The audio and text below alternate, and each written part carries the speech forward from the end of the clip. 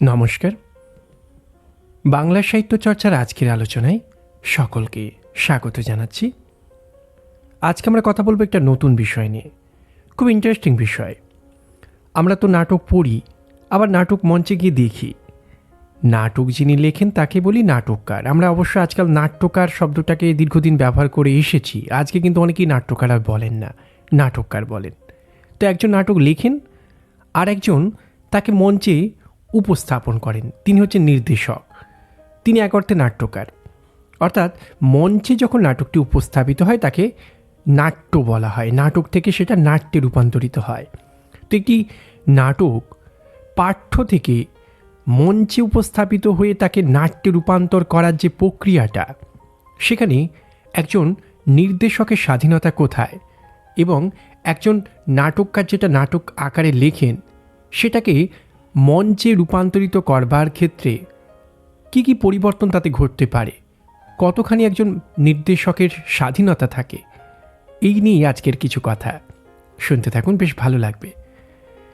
প্রথমেই বলি যে একটা নাটক যখন লেখা হয় সেটা মঞ্চের দিকে তাকিয়েই প্রাথমিকভাবে লেখা হয়, কিন্তু এটাও আমাদেরকে খেয়াল রাখতে হবে, নাটক পাঠ্য আকারে পড়া আর মঞ্চে গিয়ে মঞ্চের জন্য প্রেক্ষাগৃহে দেখতে যাওয়া, দুটো জিনিস তো এক নয়, সহজ নয়। পাঠ্য হলে সেটাকে সহজেই আমরা বইটা পড়ে নিতে পারি, কিন্তু মঞ্চের অভিনয়টাকে দেখতে গেলে সময় বের করে যাওয়া, কোথায় অভিনীত হচ্ছে সেই দূরত্বটা, নানা দিক সেখানে একটা ম্যাটার করে। এবার এখান থেকে একটা প্রশ্ন তৈরি হয় যে নাটক কি শুধুই মঞ্চের জন্যই লেখা? পাঠকের জন্য কি তার কোনো মূল্য থাকবে না? নাটকের ভালো মন্দ কি শুধুই মঞ্চের নিরিখে বিচার করা হবে? যদি না হয়, তাহলে পাঠ্যরূপে সেই নাটককে কীভাবে দেখব? সেখানে একজন শিল্পী, একজন নাটককার কীভাবে নাটকটিকে লেখেন, আর একজন শিল্পী যিনি নাটকটিকে মঞ্চে উপস্থাপন করেন তাঁরই বা স্বাধীনতা কোথায়, তিনি কিভাবে সেটাকে মঞ্চে দেখবেন? প্রথম কথাই বলি যে একটা নাটক যখন লেখা হয়, নাটককে আমরা কি বলি? নাটককে আমরা বলি সমাজের দর্পণ। এখন মনে রাখতে হবে যে দর্পণ শব্দটার অর্থ হচ্ছে আয়না। নাটককে দর্পণ বলা হচ্ছে, এর একটা কারণ হচ্ছে যে আমাদের গল্প, উপন্যাস সবই সমাজ জীবনের দর্পণ। কবিতাও কি সমাজ জীবনের দর্পণ নয়? কবিতাও সমাজ জীবনের দর্পণ। সাহিত্য জীবনকে নিয়ে, ফলে সমাজ জীবনের কথা সেখানে থাকবেই, সমাজের চিত্র সেখানেই থাকবে। কিন্তু দর্পণ শব্দটা নাটকের সঙ্গে যতখানি যায়, কবিতা, গল্প, উপন্যাসের সঙ্গে যায় না। এর একটাই কারণ হচ্ছে নাটক গল্প, কবিতা, উপন্যাসের থেকে আলাদা তার স্ট্রাকচারাল, মানে তার গঠনগত দিক থেকে। কবিতা যখন পড়ি সেটা একটা স্থির মুহূর্তের একটা অনুভব। উপন্যাস যখন পড়ি বা গল্প যখন পড়ি সেটা স্থান কালের ব্যবধান ঘুচিয়ে একটা দীর্ঘ সময়কালকে, কখনো বা ছোট গল্পের সংক্ষিপ্ত সময়কালকে বর্ণনাত্মক ঢঙে উপস্থাপন করা হয়। অর্থাৎ একটা ঘটনা, একটা গল্প, সেটা অতীতে ঘটে গেছে, তাকে উপস্থাপন করা হচ্ছে বর্ণনার ঢঙে। লেখক যেন অতীতের কোনো গল্পকে আমাদের কাছে শোনাচ্ছেন, সেটা এই সময়ের হলেও সেটা লেখকের যেন অভিজ্ঞতা থেকে লেখক আমাদের শোনাতে বসেছেন। কিন্তু নাটক কখনো শোনাতে বসা যায় না, নাটক দেখাতে হয়। এবার আপনারা বা তোমরা প্রশ্ন করবে, পাঠ্যে আমরা কিন্তু বিষয়টা রেখেছি নাটক পাঠ্য থেকে মঞ্চে, পাঠ্য থেকে নাট্যে রূপান্তর। আবারও বলছি, নাটক যখন পড়ছি তখন সেটা নাটক, পড়াটা নাটক পাঠ, কিন্তু যখন মঞ্চে উপস্থাপিত হয় তখন সেটা নাটক থাকে না, নাট্যে রূপান্তরিত হয়। এবং সেখানে যারা নাটকটাকে দেখে তারা কিন্তু পাঠক নয়, তারা দর্শক। আর সেখানে যিনি মূল হর্তাকর্তা, যার হাতে সেই নাটক উপস্থাপিত হচ্ছে, অভিনেতারা তো অভিনয় করছেন, কিন্তু যিনি নাটকটার পরিকল্পনা করছেন তিনি হচ্ছেন নির্দেশক। এখন সেখানে আলো, সেখানে আবহ সঙ্গীতের জন্য আলাদা আলাদা লোক থাকতে পারে, কিন্তু যিনি নির্দেশক তার একটা সামগ্রিক নির্দেশনা সেখানে থাকে, কেমন করে নাটকটাকে উপস্থাপন করা হবে। আমরা সেটাই পরে যাচ্ছি। আগে আমরা তাহলে দেখব নাটকটাকে পাঠ্য হিসাবে। কেন নাটককে সমাজের দর্পণ বলবো? না, নাটক যেহেতু একটা কাব্য, অর্থাৎ গল্প কবিতা উপন্যাসের ঘটনাগুলোকে বর্ণনা আকারে লেখা হয়, দেখানো হয়। কিন্তু নাটককে শুধু বর্ণনা করা হয় না, নাটককে আসলে ওই যেটা বললাম দেখানো হয়। সেখানে এমনকি যদি আমরা নাটকটাকে পাঠ করি, তখনও কিন্তু নাটকটা পাঠ করতে করতে আমাদের দুই ভুরুর মাঝখানে যে মনের মঞ্চটা তৈরি হয়ে যায়, সেখানে কিন্তু চরিত্রগুলো একেবারে মঞ্চে এসে কথা বলতে শুরু করে। তাদের সংলাপ থাকে, এই সংলাপই হচ্ছে নাটকের সবথেকে বড় হাতিয়ার, যেখানে লেখক তার নিজের ন্যারেশন, নিজের বর্ণনা থেকে সরে গিয়ে চরিত্রদেরকে নিজেদের কথা নিজেদের মতো করে বলতে সুযোগ দেন। এই বলতে পারার সুযোগটা, একজন একটা কথা বলছেন আর একজন আরেকটা উত্তর দিচ্ছেন, সংলাপের উক্তি প্রত্যুক্তি চলছে, এর মধ্য দিয়ে একটা কাহিনী গড়ে উঠছে। ফলে নাটক যদি পড়িও, তাতেও কিন্তু নাটক কিন্তু দৃশ্যমান হয় আমাদের মনের মঞ্চে। চরিত্রগুলো যেন সজীব রক্ত মাংসের মানুষ হয়ে আমাদের কাছে দেখা দিচ্ছে। এটা কিন্তু নাটকের একটা বড় বৈশিষ্ট্য, যেটা গল্প কবিতা উপন্যাসে এইভাবে আসে না। কখনো আসে, সবেতেই আসে, কিন্তু কখনোই নাটকের পড়ার সময় যেভাবে আমাদের সামনে, চোখের সামনে কল্পনায় একটা সম্পূর্ণ মঞ্চ ভেসে ওঠে, সেটা কখনো গল্প কবিতা উপন্যাসে আসে না। আবারও বলছি, কবিতা একটা স্থির মুহূর্তের কথা, উপন্যাস ছোট গল্প চলমান জীবনের কথা হলেও সেই চলমান জীবন লেখকের বর্ণনাতে উঠে আসে। কিন্তু নাটক যেন আমি স্টেশনে পৌঁছালাম, আমার চোখের সামনে দিয়ে ট্রেনটা চলে যাচ্ছে, যে গতি, সংলাপের গতি দিয়ে কাহিনীর গতি সঞ্চারিত হয়।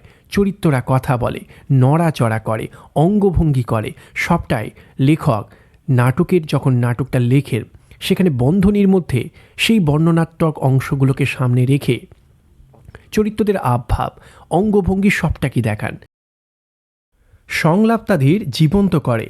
আর ওই বন্ধনীর মধ্যে থাকা বর্ণনা অংশটি, মঞ্চ বর্ণনা, চরিত্রগুলোর আবভাব, কথাবার্তা, মানে প্রেক্ষাপটে কথাবার্তা বলার সময় তাদের আচার আচরণ, তাদের শারীরিক ভঙ্গিমা, সবটাকে প্রকাশ করে ঘটনাটাকে জীবন্ত করে তুলতে সাহায্য করে। এই কারণেই নাটককে যতখানি সমাজের দর্পণ বলা হয়, বলা যায়, গল্প কবিতা উপন্যাসকে বলা গেলেও সেই দর্পণ শব্দটা অনেক বেশি নাটক সম্পর্কে প্রযোজ্য। এটা কিন্তু আমাদেরকে স্বীকার করতেই হবে।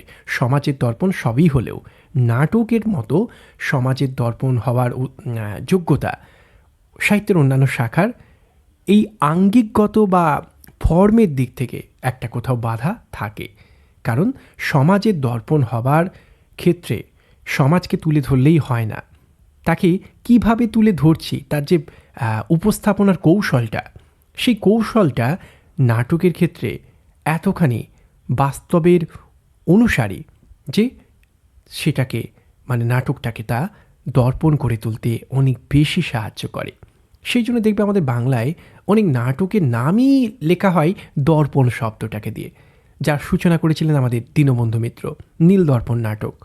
পরবর্তীকালেও আমরা চাকর দর্পণ, জমিদার দর্পণ, এই যে দর্পণ শব্দটা, অর্থাৎ এ শুধু নীলকরদের অত্যাচারের ইতিহাস নয়, এ যেন দর্পণ। এখানে এই নাটকের আধারে সেই সমাজটাকে একেবারে চোখের সামনে শুধু দেখছি না, জীবন্ত হয়ে উঠছে। সেই রোগ সাহেব, সেই উট সাহেব, সেই ক্ষেত্রমণির কান্না আমার চোখের সামনে ভাসছে, যে অভিনয় দেখতে গিয়ে উট সাহেব কিংবা রোগ সাহেবদের প্রতি আমাদের ক্ষোভ উগড়ে উঠতে চায়, যেখানে ওই ক্ষেত্রমণির প্রতি রোগ সাহেবের যে লালসা, তা দেখে স্বয়ং বিদ্যাসাগর মঞ্চের অভিনয় দেখতে গিয়ে নিজের খড়ম ছুঁড়ে মারছেন ওই রোগ সাহেবকে, যেখানে অভিনয় করছিলেন সেই সময় অর্থেন্দু শেখর মুস্তাফি। এগুলো আমাদেরকে খেয়াল রাখতে হবে। এবার প্রশ্ন যেটা ছিল আমাদের, যে টপিক বা বিষয়, যে এটা তার মানে একটা নাটকের কথা হলো, নাটকটা লিখছেন একজন নাটককার, তিনি মঞ্চের জন্যই লেখেন আর পাঠকের জন্যই লেখেন, কিন্তু তিনি লিখছেন তো নাটক। তাহলে নাটক আকারে তার প্রথম যে বলা যেতে পারে দর্শক, তারা কিন্তু দর্শক নয়, পাঠক, কিন্তু তারাও দর্শক। ওই যে বললাম, তারা তাদের কল্পনার মঞ্চে সেই নাটক পাঠ করতে করতেই দর্শন করেন। সেখানে যুগপৎ একজন পাঠক সত্তা আর একজন দর্শক সত্তা একজন পাঠকের মধ্যে কাজ করে। নাটক আসলে সত্যি দর্পণই বটে, মানে নাটক আসলে সত্যি দর্শনেরই বিষয়। যিনি পড়েন তিনিও আসলে দেখেন, সেইভাবেই নাটকটা লেখা হয়। এবার আমরা যে কথাটুকু বলবো সেটা হচ্ছে নাটকটাকে মঞ্চে উপস্থাপনার বিষয়টাকে নিয়ে। আমরা জানি যে একজন নাটককার যখন নাটক লেখেন, তিনি যে মঞ্চের দিকে তাকিয়ে লেখেন তার প্রমাণই হচ্ছে তিনি শুধু সংলাপ রাখেন না, তিনি মঞ্চ বর্ণনা দেয়। একটা নাটকের বই খুললেই নাটকটা যখন আমরা পড়ি তখন গল্প, কবিতা, উপন্যাসের মতোই একটা বই বা একটা পত্রিকা যেখানে নাটকটি ছাপা হয়েছে, সেখানে কালো কালো অক্ষরে কিছু বর্ণ, কিছু অক্ষর, কিছু বাক্য, কিছু বাক্যাংশ, তাই দিয়ে আমার চোখের সামনে নাটকটার একটা প্রতিমা তৈরি হয়। এই যে সংলাপ দিয়ে নাটকের চরিত্ররা জীবন্ত হচ্ছে এবং তার সঙ্গে বন্ধনীর মধ্যে থাকা মঞ্চ বর্ণনা, এটাই বলে দেয় যে নাটককার নাটকটা লিখছেন শুধু পাঠের জন্য নয়, মঞ্চে অভিনয়ের জন্য। তিনি বলে দিচ্ছেন নাটকটাকে মঞ্চে অভিনয় করবার জন্য কেমনভাবে নাটকটাকে মঞ্চে উপস্থাপন করা হবে, চরিত্ররা সেখানে কিভাবে অভিনয় করবে, আলোটা কিভাবে পড়বে, সবটাই ডিটেলে থাকে। এবং আমরা দেখেছি এমন অনেক নাটক আছে যেখানে মঞ্চ বর্ণনা খুব একটা দীর্ঘ নয়। কোনো কোনো ক্ষেত্রে কিন্তু আমরা দেখব নাটকের শুরুতে একটা দীর্ঘ মঞ্চ বর্ণনা আছে। পাশ্চাত্যের শেক্সপিয়ার বা গ্রিক নাটক, এই সব নাটকগুলো যখন আমরা টেক্সট আকারে পড়ব দেখবে সেখানে কিন্তু মঞ্চ বর্ণনা দীর্ঘ নয়। কিন্তু আমরা যদি ওই ইবসেনের নাটকগুলো পড়ি দেখব সেখানে বিস্তৃত মঞ্চ বর্ণনা আছে। ইবসেনের ওই যে ডলস হাউস, যার বাংলায় পুতুল খেলা নাটক, সে নাটকগুলো পড়তে গেলে আমরা দেখতে পাবো সেখানে দীর্ঘ মঞ্চ বর্ণনা আছে। আসলে ইবসেনই বাংলায় ওই বাস্তব একটা রিয়েলিস্টিক একটা ড্রয়িং রুম বা ঘরের অভ্যন্তরের চিত্রকে সামনে রাখা, একেবারে দরজা জানালা যুক্ত টেবিল, চেয়ার, আলমারি সবটা সাজিয়ে একটা মঞ্চ দৃশ্যকে সাজানো, এই প্যাটার্নটা ইবসেনই প্রথম তার নাটকের মধ্য দিয়ে তৈরি করেছিলেন। এবং স্তালিনাভস্কি প্রথম মস্কো আর্ট থিয়েটারে এই নাটকগুলোর অভিনয় করতে গিয়ে সেই বাস্তববাদী নাট্যাভিনয়ের ধারাটাকে চালু করেছিলেন। তো যাই হোক, আজকের দিনে যারা নাটক লেখেন, আমরা জানি যে নাটকের যারা লেখেন তারা দুই রকমের মানুষ হয়, এটা একটু খেয়াল রাখতে হবে। এক ধরনের মানুষ হন যারা ঠিক মঞ্চের লোক নয়, তারা নাটকটা লেখেন শুধু নাটককার হিসেবে, কিন্তু তারা জানেন তার নাটকগুলো কোনো না কোনো দল মঞ্চে অভিনয় করবে, ফলে তিনি নির্দেশনার স্বার্থে কিছু মঞ্চ নির্দেশ দেন ওই বন্ধনীর মধ্যে। আর এক ধরনের নাটককার আছেন যারা শুধু নাটক লেখেন না, নির্দেশনা দেন, অভিনয়ও করেন। আমাদের কিছুদিন আগেই মারা গেলেন আমাদের সবার খুব প্রিয় নাটককার, অভিনেতা, নির্দেশক মনোজ মিত্র, সুন্দরম দলের প্রতিষ্ঠাতা। সেই মনোজ মিত্রের নাটক যখন পড়ব তখন একটা জিনিস খেয়াল রাখতে হবে যে মনোজ মিত্র বলে যে লোকটা নাটকটা লিখছেন তিনি কিন্তু একই সঙ্গে নাটককার, অভিনেতা এবং নির্দেশক। ফলে এই রকম মঞ্চের লোকেরা যখন নাটক লেখেন, কিংবা আমাদের শম্ভু মিত্ররা, কিংবা আমাদের অজিতেশ বন্দ্যোপাধ্যায়রা, কিংবা আমাদের উৎপল দত্তের মতো একজন দিগ্গজ মানুষ, পণ্ডিত মানুষ, তাঁরা যখন নাটক লেখেন তারা তো নির্দেশক এবং অভিনেতাও। ফলে তাঁরা বিস্তৃত মঞ্চ নির্দেশ দেবেন। তারা যেহেতু নাটকের লোক শুধু নয়, মঞ্চের লোক, ফলে তাঁরা মঞ্চটাকে আরও ভালো বোঝেন, ফলে নির্দেশনা সেখানে থাকবে। এই নির্দেশনা দেওয়া হয় মঞ্চে অভিনয়ের স্বার্থে। কিন্তু সব ক্ষেত্রেই তো যিনি নির্দেশক বা তিনি তো নাটকটির লেখক নন, বা যিনি নাটকটা লিখছেন তিনি তো নাটকের নির্দেশক হতে পারেন না। সেক্ষেত্রে তাহলে শিল্পীর স্বাধীনতা কোথায়? এবার আমরা যাব এই পাঠ্য নাটকটা যখন মঞ্চে অভিনয় হবে তখন কোথায় স্বাধীনতা আসবে।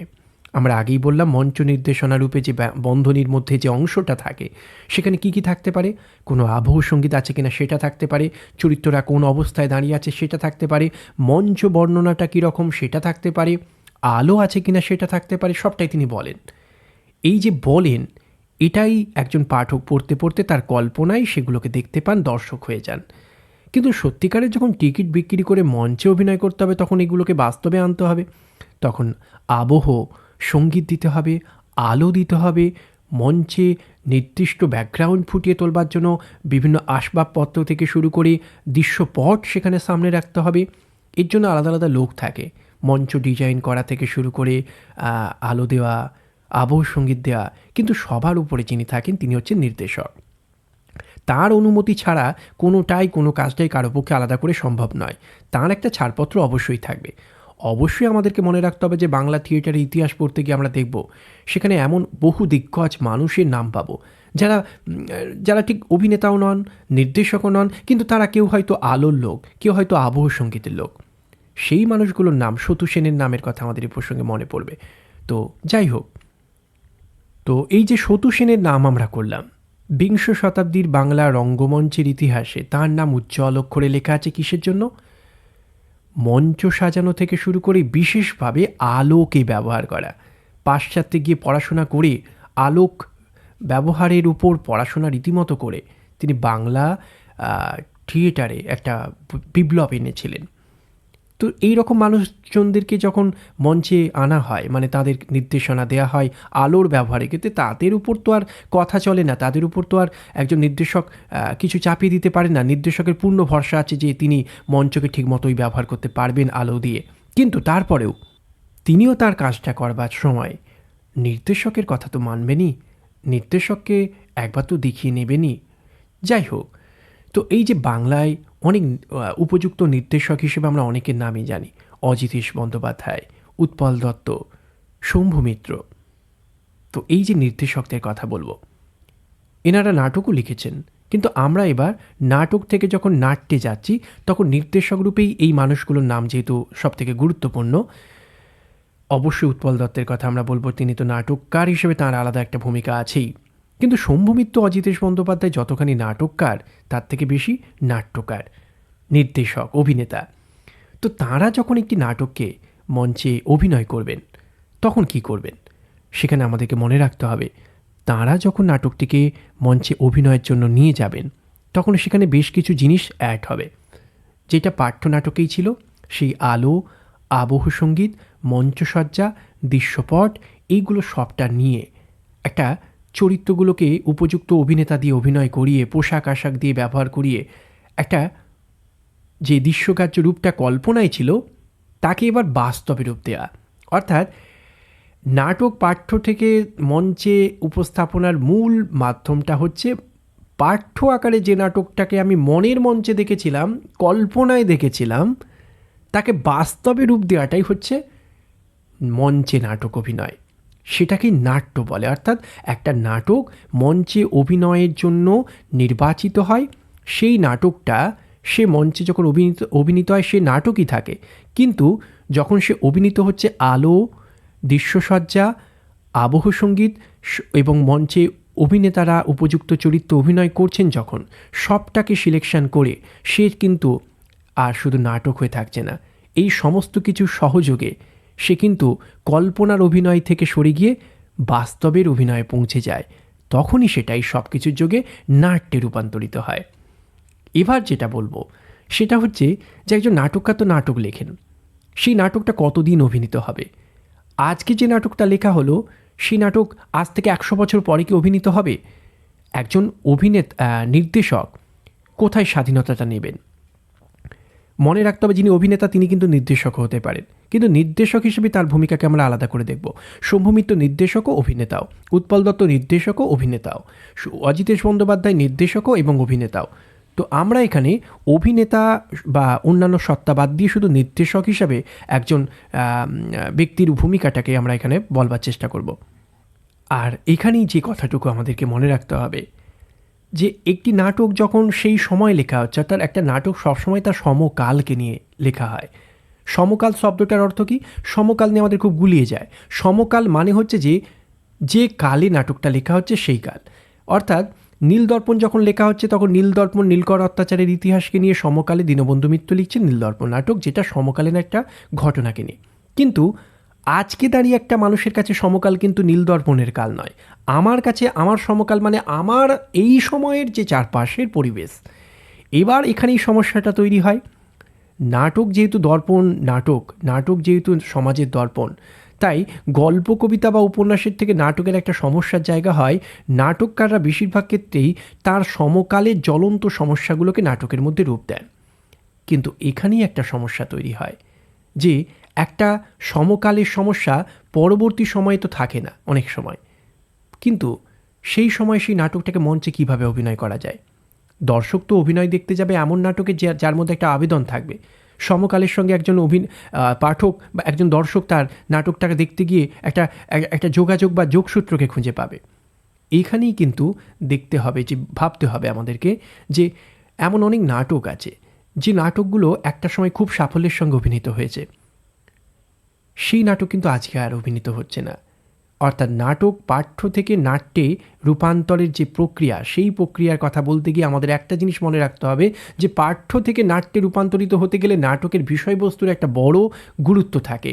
কোন নাটক সারা জীবন অভিনীত হবে আর কোন নাটকের গুণাগুণ সমকালেই সীমাবদ্ধ থাকবে সেটা নির্ভর করে নাটককার কী বিষয় নিচ্ছেন।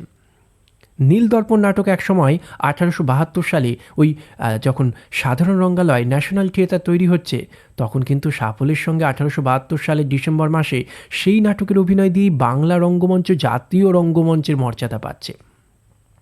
নাটকের মধ্য দিয়ে প্রথম বিদেশি শক্তির অপশাসনের বিরুদ্ধে কথা বলা হচ্ছে। দর্শকের সামনে ইংরেজ সরকারের বলা যেতে পারে অত্যাচারের মুখোশ খুলে দেওয়া হচ্ছে, জাতীয়তাবাদী চেতনাকে সঞ্চার করা হচ্ছে। ইংরেজ সরকার এই ধরনের নাটকের অভিনয় দেখে ভয় পাচ্ছে।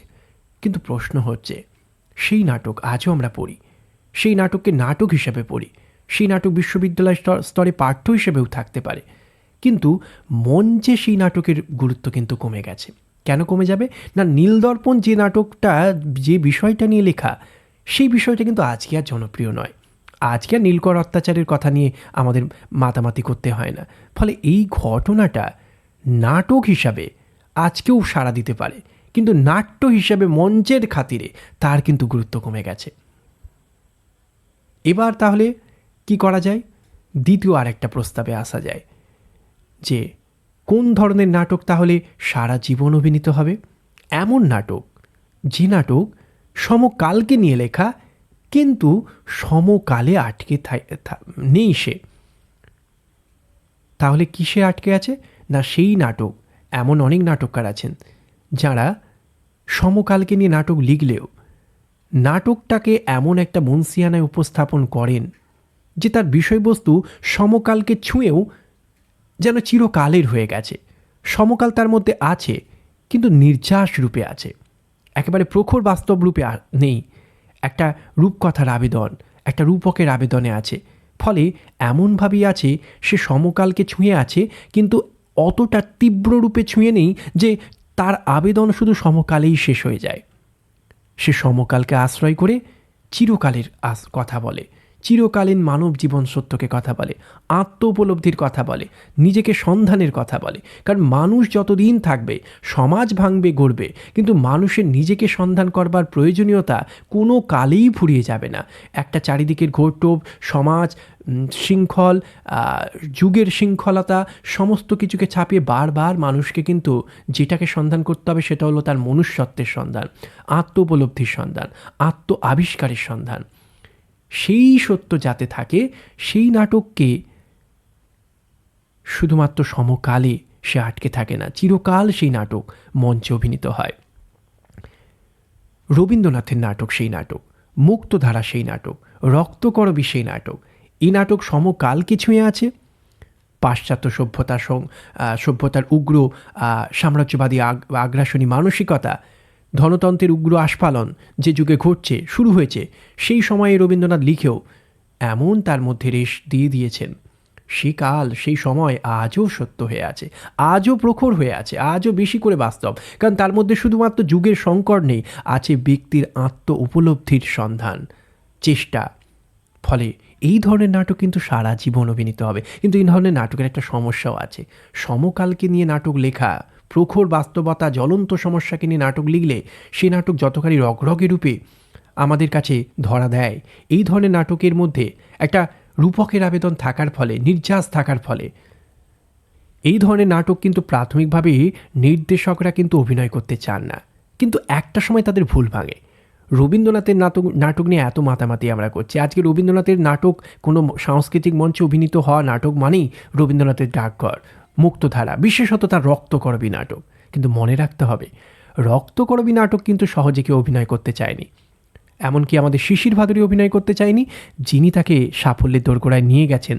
সেই শম্ভু মিত্রও প্রথম দিকে নাটকটাকে অভিনয় করতে চায়নি, কারণ তার বারবার মনে হচ্ছিল এই ধরনের নাটক প্রথাগত বাস্তববাদী নাটকের থেকে আলাদা। চরিত্রগুলো যতখানি চরিত্র, তার থেকে অনেক বেশি তত্ত্ব। এই ধরনের নাটক বাংলায় ছিল না, তাই এই ধরনের নাটককে গ্রহণ করতে সমস্যা হয়েছিল। কিন্তু যখন গ্রহণ করা হলো তখন দেখা গেল এই ধরনের নাটকই বাংলা রঙ্গমঞ্চের সারা জীবনের পাথেয়। ফলে নাটকের বিষয়েও কিন্তু একটা গুরুত্বপূর্ণ দিক, একটা নাটক কতদিন, কত বছর, কত কাল অভিনীত হবে, শাশ্বত মূল্যে সে স্বীকৃতি পাবে নাকি শুধুই পাঠ্যরূপেই তার আবেদন শেষ হয়ে যাবে। এবার আমরা আরও একটা দিক তুলে ধরব।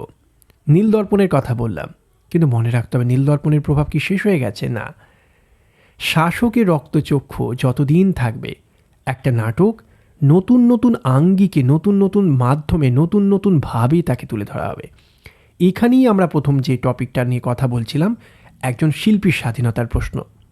নীলদর্পণের মতো নাটক, যেটা প্রখর সমাজ বাস্তবতা নিয়ে লেখা, এই ধরনের নাটক কিন্তু একজন নির্দেশক তার সমকালের সঙ্গে রিলেট করে নতুনভাবে নাটকটাকে ভাবতে পারেন। অর্থাৎ একজন নির্দেশক যখন নাটক বেছে নেন, তার প্রথম দায়বদ্ধতা হলো ওই নাটকটাকে যে সময় লেখা সেই সময়ের প্রেক্ষিতে দেখা নয়, সেই সময়কে ছুঁয়েও আমার সময়কে সে কতখানি ছুঁতে পারছে সেই দিকটাকে গুরুত্ব দেয়া। আর তাই একজন নির্দেশক সবসময় একটা নাটককে নতুন করে তাকে পরিমার্জনা করেন, তাকে নতুন করে তাকে তার গ্রহণ বর্জন করেন। কিছু কিছু সংলাপ তাকে যোগ করতে হয়, দৃশ্য সংযোগ করতে হয়, নতুন দৃশ্য পরিকল্পনা তাকে করতে হয়, প্রয়োজনে নতুন গান, আলো যোগ করতে হয়। এই কাজটা করেন এই কারণে যে একজন নির্দেশকের প্রধান দায়িত্ব হলো একটা অনেক কাল আগে লেখা নাটককেও সমকাল, অর্থাৎ নির্দেশক যে কালে নাটকটাকে মঞ্চে দর্শকের সামনে হাজির করছেন, সেই দর্শক যেন তার নিজের কালকে সেই নাটকের মধ্যে দেখতে পান। এই জন্য সেই নাটক সারা জীবন অভিনীত হয় যে নাটক সমকালকে ছুঁয়েও এমন অনেক ফাঁকফোকর রাখে, যে ফাঁকফোকরগুলো নির্দেশকরা তাঁর কালের ভিত্তিতে তাকে পূর্ণ করে দেন। এখানেই একজন নির্দেশকের স্বাধীনতা, যে তিনি যখন নাটক নির্বাচন করেন, তিনি একটু অদল বদল করে তাঁর সময়কালের যে দায়বদ্ধতা সমাজের প্রতি, সেই দায়বদ্ধতাকে তিনি পালন করেন। নাটকটাকে এমনভাবেই মঞ্চে উপস্থাপন করেন যাতে একজন দর্শক সমকালকে সেই নাটকের মধ্যে ছুঁতে পারে, খুঁজে পায়। নীলদর্পণের মতো নাটক সেখানে একটু সমস্যা তৈরি করবে, কিন্তু রবীন্দ্রনাথের নাটক সেখানে বারবার নতুন আবেদনে ধরা দেবে। কারণ রবীন্দ্রনাথের নাটকের মধ্যে যে কথা বলা আছে তার থেকে অনেক বেশি কথা বলা নেই। এই না বলা কথাগুলোকেই একজন নির্দেশক তাঁর সময়কালের কথা হিসাবে তাকে নতুন তাৎপর্যে তুলে ধরতে পারেন। এখানেই একজন নির্দেশকের স্বাধীনতা, যে তিনি যখন নাটক নির্বাচন করেন, তিনি অবশ্যই নাটকটিকে তার প্রথম দায়বদ্ধতা তাঁর কালের সঙ্গে তাকে রিলেট করে দেখা, তার জন্য প্রয়োজনে তাকে স্বাধীনতা নিতে হবে, গ্রহণ বর্জন করতে হবে। এখানেই নাটকটার মঞ্চে উপস্থাপনের সার্থকতা।